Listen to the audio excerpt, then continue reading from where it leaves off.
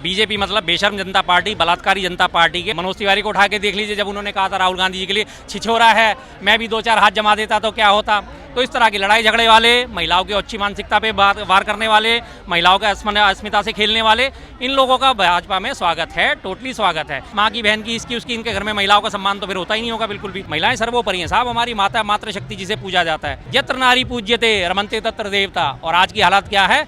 यत्र नारी प्रताड़िते रमन्ते तत्र भाजपाई। बीजेपी कब उतरती आरोप प्रत्यारोप जब उसे अपनी कुर्सी खिसकती नजर आता। 12:30 के बाद जो ग्राफ डाउन होना शुरू हुआ था, शाम तक मनोज तिवारी कहीं नजर नहीं आया, तो लास्ट एंड फाइनल इनके हाथ में गया था 8 सीट। भीड़ घेर ली, ईडी का ऑफिस घेर लिया, तो इन्होंने दिख गया कि नहीं, हम इन्हें नहीं छेड़ सकते।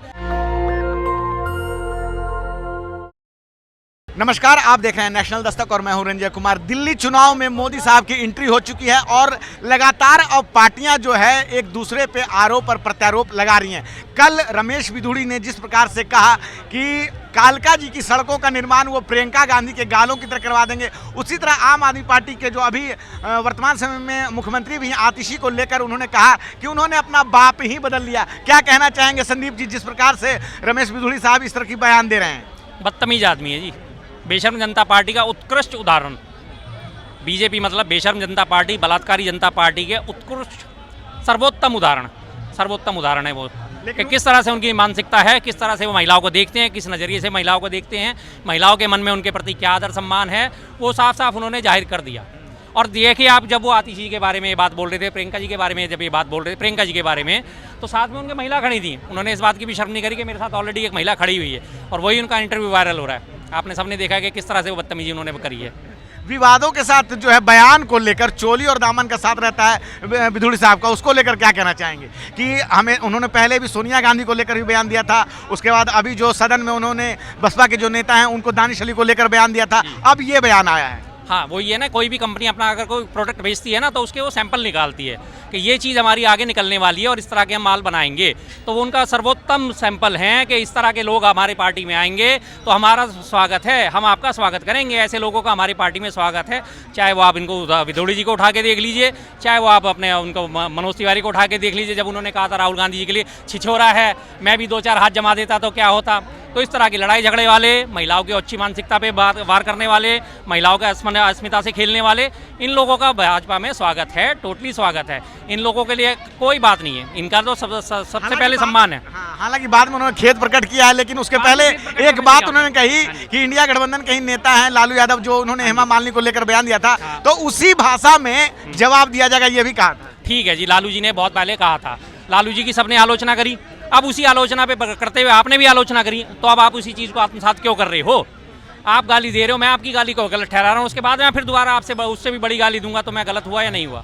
आप उसे गलत ठहरा रहे हो तो गलत है ना फिर चीज़, फिर उसे रिपीट क्यों करनी चाहिए? रिपीटेड ऑवेंट आपने, चलो एक बार सदन में भी आपको याद होगा कैसी इनकी मानसिकता है, उनके खिलाफ, मुसलमानों के खिलाफ भी। बैठ जा, क्या उन्होंने शब्द बोले थे, संसद में बोले थे जबकि, और ये तो संसद से बाहर की बात है। तो ये घर में, परिवार में महिलाओं के साथ कैसा सम्मान करते हो, इनकी महिलाएं घर की कैसे सुरक्षित रहती होंगी, मुझे तो बहुत हैरानी हो रही है कि इनकी घर की महिलाएं ने कैसे झेलती होंगी। जो इस तरह की बातें करते हो अपने घर की महिलाओं को, तो ये खूब जबरदस्त सुनाते होंगे। फिर तो माँ की, बहन की, इसकी उसकी, इनके घर में महिलाओं का सम्मान तो फिर होता ही नहीं होगा बिल्कुल भी, साफ पता चल जाता है। तो प्रोडक्ट ही ऐसा है, तो पीछे गोदाम में तो आप देखिए उठा के सारे आपको मिलेंगे। फिर तमाम बड़े बड़े नेता इनके, सारे एक से एक विवादित नेता हैं इनके। आप इनके मेघालय में जो मुख्यमंत्री पद के उम्मीदवार थे एमना बार्क, उनका रिकॉर्ड उठा के देख लीजिए। 3 साल की बच्ची के साथ बलात्कार, एमना बार्क, जिन्हें इनको मुख्यमंत्री के तौर पे पेश करा गया था एमना बार्क को, और उसके घर से बाकायदा देह व्यापार में लिप्त लड़कियां पकड़ी गई थी। 16 लड़कियों को रेस्क्यू कराया गया था, घर से उनके जिलेटिन की छड़ें बरामद हुई थी। वो इनका मुख्यमंत्री पद का उम्मीदवार था। तो यही इनका साफ साफ कहना है कि आओ, बदतमीजियाँ करो, छिछोरापन दिखाओ, लड़ाइयाँ करो, महिलाओं के सम्मान के साथ खेलो, तो हम तुम्हें प्रमोशन देंगे। और इसका उदाहरण बिधूड़ी ही है। जब आपने संसद में बयान दिया था, उसके बाद भी इन्हें प्रमोशन करके राजस्थान का चुनाव प्रभारी बना दिया था, राजस्थान में जिले का प्रभारी बना दिया था, और अब इन्हें फिर दिल्ली विधानसभा में लेके आने की तैयारी चल रही है इनकी। तो साफ ये तो जानते ही हैं सब, बलात्कारियों के साथ पुराना संबंध रहा है, चाहे वो रामदुलार गौड़ हो, चाहे वो कुलदीप सेंगर हो, चाहे वो चिन्मयानंद हो, चाहे वो आसाराम हो, चाहे वो राम रहीम हो, चाहे वो एमना बार्क हो, चाहे वो विजय जोली हो, चाहे वो शाहनवाज हुसैन हो, चाहे वो इनके कैलाश विजयवर्गीय हो, सबके सब बलात्कार के केसेस में लिप्त हैं, सबके सब। शाहनवाज खान, इनका शाहनवाज हुसैन जो हुआ करते थे, इनके प्रवक्ता हुआ करते थे, वो आज पॉक्सो एक्ट मेडिकेट का सामना करते हैं। कैलाश विजयवर्गीय वो रेप केस का सामना कर रहे हैं। दिल्ली के संगठन मंत्री विजय जोली वो रेप केस का सामना कर रहे हैं। कितने नाम गिनाऊं साहब, शाम हो जाएगी, रात हो जाएगी, यहीं पे इनके नाम गिनाते गिनाते, इसीलिए इसका नाम मैंने रखा है बलात्कारी जनता पार्टी। इस मुद्दे पे तो आप लोग एक साथ हैं, आप भी साथ हैं, कांग्रेस भी जो है, मतलब कांग्रेस और आम आदमी पार्टी दोनों एक साथ है। लेकिन अब दिल्ली चुनाव की बात जो है उस पर क्या कहना चाहेंगे? आम आदमी पार्टी कह रही कि हमारी सरकार, भाजपा कह रही कि इस बार हम आपकी बारी हमारी बारी। बिल्कुल जी, सरकार बनाना एक अलग चीज़ है और सम्मान करना और असम्मान करना दोनों अलग अलग चीज़ है। सम्मान में तो हमारा चाहे कोई विरोधी हो, गुरु विरोधी हो, भाई साहब से रोज मेरी अगर विरोध होता है, लेकिन अगर महिला के सम्मान के मुद्दे पे ये मेरे साथ हैं तो ये मेरे साथ है। महिलाएं सर्वोपरि हैं साहब, हमारी माता मातृशक्ति जिसे पूजा जाता है। और आज की डेट में आपको पता है सबसे पहले हमें यहाँ देश के लिए क्या कहा जाता, यत्र नारी पूज्यते रमन्ते तत्र देवता। और आज की हालत क्या है, यत्र नारी प्रताड़िते रमन्ते तत्र भाजपाई। आज की हालत ये है। तो उसके हिसाब से देखते हुए, और बाकी रही बात चुनावी गठबंधन की है, चुनाव की बात है, तो चुनाव में एक दूसरे का सामना करने के लिए हर कोई तैयार है, हर कोई अपने जो आजमाइश करता है, चाहे आम आदमी हो, चाहे वो बीजेपी हो, चाहे वो कांग्रेस हो, लेकिन मुद्दों पे चुनाव लड़ो ना। मुद्दे पे तो है ही नहीं, मुद्दे इनके पास क्या है, बदतमीजियाँ, सिर्फ बदतमीजियाँ। रही बात आम आदमी की, तो आम आदमी पिछले 10 साल से रोना रो रही है, एलजी साहब हमें काम नहीं करने देते, 5 साल से रोना रो रही है, काम नहीं करने देते। अब वो कह रही है हम आपको 2100 रुपये भी देंगे, 18,000 रुपये भी महीना देंगे, हम आपकी सड़कें भी चकाचक कर देंगे, हम आपके कूड़े के ढेर भी साफ कर देंगे। एक तरफ आप कहते हो कि आपको आम आदमी जो एलजी साहब है वो काम नहीं करने देते, अब दूसरी तरफ आप कह रहे हो कि मैं सब काम कर दूंगा। तो बात कौन सी सच है साहब आपकी? या तो एलजी साहब काम नहीं करने देते, तो आने वाले टाइम में भी आपको काम नहीं करने देंगे। साथ में ये भी कहते हैं कि इतनी जो है खामियां होने के बाद भी, इतनी रुकावट होने के बाद भी हमने दिल्ली में लगातार काम किया है, बिजली फ्री रखी, पानी फ्री रखा, महिलाओं को बस की सुविधा जो है फ्री में दिया है, और आने वाले समय में 2100 रुपये की जो है फ्री योजना में खाते में ट्रांसफर किया जाएगा। वो कह रहे हैं, अब तो खैर आप लोग भी जो है 2500 रुपये देने की बात कह रहे हैं, तो आप लोग तो देखा देखी पे आ गए। हाँ जी, ये देखा देखी तो वही है कि कहीं ना कहीं तो अल्टा पल्टी होती है, एक के पीछे एक कॉपी तो होती है सारी योजनाओं की। अब अगर चाहे कांग्रेस की बात करें, चाहे बीजेपी की बात करें, बीजेपी ने भी फटाफट कॉपी करने के बाद उन्होंने भी 3-3 हज़ार का, कल परसों ही घोषणा हो सकती है 3 हज़ार की हो जाएगी। आप लोगों ने कुछ गठबंधन भी कर रखा है, आम आदमी पार्टी के लोग कह रहे हैं कि कांग्रेस और भाजपा जो है एक साथ मिली हुई है हमें हराने के लिए। अच्छा। संदीप दीक्षित को फंडिंग किया जा रहा है भाजपा की ओर से, क्या कहेंगे? संदीप दीक्षित जी को फंडिंग की जरूरत है? कैसी बात कर रहे हैं? कितने का चुनाव है? 22-23 32 या 33 लाख रुपए शायद इसकी कुछ लिमिट है विधानसभा चुनाव की। 33 लाख रुपए की उनको जरूरत नहीं पड़ेगी, तो क्या उनके पास फंड नहीं इकट्ठा हो सकता? इतने सालों से राजनीति में, आज वो क्राउड फंडिंग की अपील करेंगे, आज उनके पास पैसा इकट्ठा हो जाएगा कि बीजेपी के फंड पे वो पलेंगे। बीजेपी उनके साथ लगातार काम करती है, उनकी जो माता जी है स्वर्गीय शीला दीक्षित जी, उनको लगातार कोसने का काम करती है बीजेपी। उनके सर्वोपरि नेता जो है खड़गे साहब हैं, जो संगठन अध्यक्ष हैं, उनके लिए अपशब्दों का इस्तेमाल करती है। सोनिया जी के लिए अपशब्दों का इस्तेमाल करते हैं, राहुल जी के लिए, प्रियंका जी के लिए, वो उनके साथ गठबंधन करेंगे। दिल्ली चुनाव में कांग्रेस कहाँ है? 4% जो है वोट शेयर है पिछले 2 विधानसभा चुनाव में। हालांकि उसके पहले 3 बार जो है लगातार शीला दीक्षित के शासन काल में जो लगातार मतलब 15 साल तक कांग्रेस का शासन रहा है, बिल्कुल एक छत्र राज रहा था। इस बार उनका परसेंटेज भी बढ़ रहा है वोटों का, और सीट भी बढ़ रही है। आज की डेट तक भी अगर हम आकलन करें तो लगातार डे बाय डे जो है ग्राफ बढ़ता ही नजर आ रहा है। जब आपने देख लिया ना कि किस तरह से बीजेपी अगर उतर आ गई है, बीजेपी कब उतरती है आरोप प्रत्यारोप, जब उसे अपनी कुर्सी खिसकती नजर आती है। अगर आज बीजेपी आरोप लगा रही है कि संदीप दीक्षित को फंडिंग हो रही है, इसका मतलब संदीप दीक्षित साहब सीट निकाल रहे हैं ना, उन्हें हालत खराब होने लगी कि किसी तरह इनके ऊपर आरोप लगाओ कि ये बीजेपी से पैसा ले रही है, हमसे पैसा ले रही है, आम आदमी आरोप लगा रही है, और बीजेपी अब उनके ऊपर पलट के आरोप लगाएगी। तो आरोप प्रत्यारोप का खेल जितना ज़्यादा मजबूत होगा, इसका मतलब कैंडिडेट की सिचुएशन उतनी मजबूत है। कांग्रेस अपना वोट परसेंटेज भी बढ़ाएगी, सीटें भी बढ़ाएगी। आज के नज़रिए से भी देखें तो अभी तक तो त्रिशंकु विधानसभा के आसार नजर आते, स्पष्ट बहुमत किसी को नजर नहीं आता। स्पष्ट बहुमत नजर नहीं, मुझे मेरे हिसाब से तो नहीं आ रहा सर। किसी और का अगर आ रहा हो तो मैं किसी बारे में किसी से दो राय नहीं रखूंगा कि मेरी राय ही मानी जाए, मैं ऐसा नहीं कहूँगा। मुझे अपने हिसाब से आज की डेट में स्पष्ट बहुमत नजर नहीं आ रहा। मुझे फिर से वही कहानी नजर आ रही है, 20-20, 25-25, 25-25, 50 और 20-1 या 35 और इस तरह से जो भी हैं, 30-32, 30-30 या 15 इस तरह की नजर आ रही है। लेकिन भाजपा के तो लोग कह रहे हैं कि इस बार हमारी सरकार जो है बिल्कुल बहुमत में बनने जा रही है। बिल्कुल जी, वो पिछली बार भी कह रहे थे। उनके मनोज तिवारी साहब का मुझे बार बार बयान याद आता है। जिस दिन इलेक्शन की सुबह सुबह काउंटिंग शुरू होनी थी, उससे पहले सुबह तक भी उनका बयान आया था, अभी देख लीजिए काउंटिंग शुरू होने दीजिए, हम कम से कम 48 से 50 सीटें लेकर हम अपनी सरकार बनाने जा रहे हैं। मेरी बात नोट करके रख लीजिए, आप देखना अभी बस काउंटिंग पूरी हो जाने दो। और 12-12:30 बजे तक काउंटिंग वाले दिन यही हुआ था, भाजपा आगे, भाजपा आगे, भाजपा आगे, भाजपा आगे, और बार बार तमाम चैनल उनके उन्हीं इंटरव्यू को रिपीट कर करके दिखा रहे थे। 12:30 के बाद जो ग्राफ डाउन होना शुरू हुआ था, शाम तक मनोज तिवारी कहीं नजर नहीं आए, तो लास्ट एंड फाइनल इनके हाथ में गया था 8 सीट।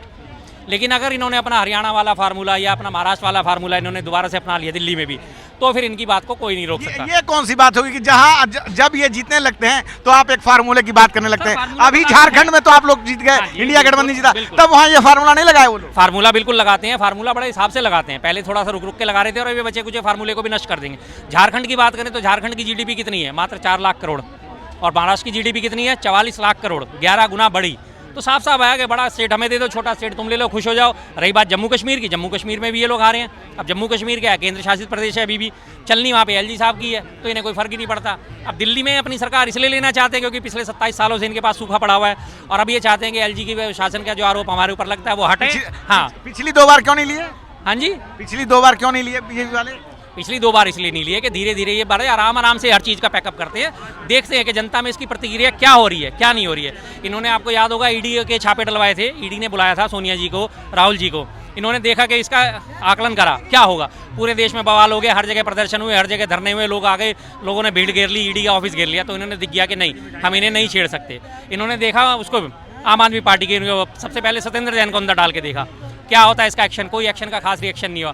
उसके बाद मनीष सिसोदिया साहब अंदर गए, इन्होंने देखा कोई एक्शन का खास रिएक्शन नहीं हुआ, बातचीत होती रही। फिर केजरीवाल साहब भी अंदर चले गए, उनको भी अंदर भेज दिया, कोई खास एक्शन का रिएक्शन नहीं हुआ। तो इन्होंने आराम से देख लिया कि रिएक्शन नहीं हो रहे तो अपनी चाल चलते जाओ, रिएक्शन होंगे तो थोड़ा सा पीछे हट जाओ, सीधी सी बात है। अल्टीमेटली हरियाणा में, आपको बार बार मैं इस बात को कहता हूँ कि हरियाणा में इनको चुनाव लड़ना था, आम आदमी पार्टी ने 90 की 90 सीटों पर अपनी घोषणा करी थी, तो उनको जमानत मिल गई थी। और ये बात मैंने जमानत मिलने से 1 हफ्ते पहले यहीं पे इसी जगह पे मौजूद मैंने कही थी कि अब केजरीवाल साहब की पार्टी ने घोषणा कर दी है, हम 90 की 90 सीटों पे चुनाव लड़ेंगे, अब इनको जमानत मिल जाएगी, और वही बात हुई थी। तो सीधी। अच्छा, दिल्ली में अगर हम आते हैं तो जब भी सांसदों की बात आती है, 3 लोकसभा चुनाव में 7 की 7 सीट जो है बीजेपी जीत जाती है, लेकिन विधानसभा की जब बात आती है तो यहाँ पे वो विधानसभा चुनाव में गच्चा खा जाती है, सरकार नहीं बना पाती है। 15 साल शीला दीक्षित की सरकार, उसके बाद 10 साल केजरीवाल की सरकार। क्या कारण क्या है? यही जनता है, लेकिन वोटिंग पैटर्न बदल जा रहा है, कारण क्या है? वही इस बात का डर मुझे इस बार सता रहा है। ये वोटिंग पैटर्न इस बार नहीं बदलेगा, जिसकी हम अक्सर बात करते आ रहे थे कि इस बार की जनता ने, जैसे भी ताजे चुनाव हुए, अभी जून में चुनाव होकर निपटे थे महाराष्ट्र में, क्या हालत हुई महाराष्ट्र में, कितने सांसद आए बीजेपी के, गठबंधन के, उनके एनडीए के कितने सांसद आए, लोगों ने नकार दिया महाराष्ट्र में उन्हें पूरी तरह से। और उसके बाद फौरन ही 4 महीने बाद ही, वहाँ पे अक्टूबर में चुनाव होते, नवंबर में चुनाव होते, बीजेपी पूर्ण बहुमत के साथ आई थी। पैटर्न को नकार दिया ना उन्होंने। हरियाणा में नकार दिया, हरियाणा में 50-50 आए थे, 5-5 सांसद दोनों के आए थे, और उसके बावजूद भी उनका ग्राफ गिर रहा था। तो ये पैटर्न यहाँ पे इस बार नकारने की पूरी साजिशें हैं, तमाम उम्मीदें हैं। और कांग्रेस बहुमत में आ रही है? देखिए जी, साफ स्पष्ट कहूँ तो अभी तक तो नहीं आ रही, अभी तक डेट तक नहीं, आज की डेट तक नहीं। और बीजेपी, झूठ कहूँगा, अतिशयोक्ति कहना होगा कि हाँ जी कांग्रेस बहुमत में आ रही है, कांग्रेस सरकार बनाने, अभी नहीं आती। बीजेपी आ रही, बीजेपी भी नहीं आ रही और आम आदमी भी नहीं आ रही, आम आदमी पार्टी, हाँ जी बिल्कुल नहीं है। मेरे हिसाब से अभी त्रिशंकु नजर आ रही है विधानसभा की स्थिति। चलिए ठीक है, तो हमारे साथ बातचीत कर रहे थे संदीप शर्मा साहब, और जिस प्रकार से बता रहे हैं कि अभी जो है दिल्ली चुनाव को लेकर त्रिशंकु विधानसभा की स्थिति नजर आती है। हालांकि लगातार तीनों ही पार्टी इस बात का दावा करती हैं, लेकिन जितनी पैनी नजर संदीप शर्मा रखते हैं उस पर यह कह रहे हैं कि अभी महाराष्ट्र में जब चुनाव हुए थे तो किस प्रकार से सांसदों के चुनाव में वहां पे बीजेपी गच्चा खा गई थी, लेकिन जब 4 महीने बाद विधानसभा के चुनाव हुए तो बीजेपी ने वहां पे अपना परचम लहरा दिया। ऐसी ही बात कुछ वो दिल्ली के चुनाव में कहते हैं। क्या है आपकी राय? आप अपनी राय जरूर बताएं। मैं रंजय कुमार, कैमरामैन आशीष के साथ, नेशनल दस्तक। धन्यवाद। नेशनल दस्तक की आपसे गुजारिश है कि अगर इसको बचाना चाहते हैं तो नेशनल दस्तक को सब्सक्राइब करने के लिए रेड कलर के सब्सक्राइब बटन को दबाएं, फिर बेल आइकन की घंटी दबाएं। नेशनल दस्तक को बचाने के लिए बहुत जरूरी है कि हर खबर को शेयर करें, लाइक करें, कमेंट जरूर करें।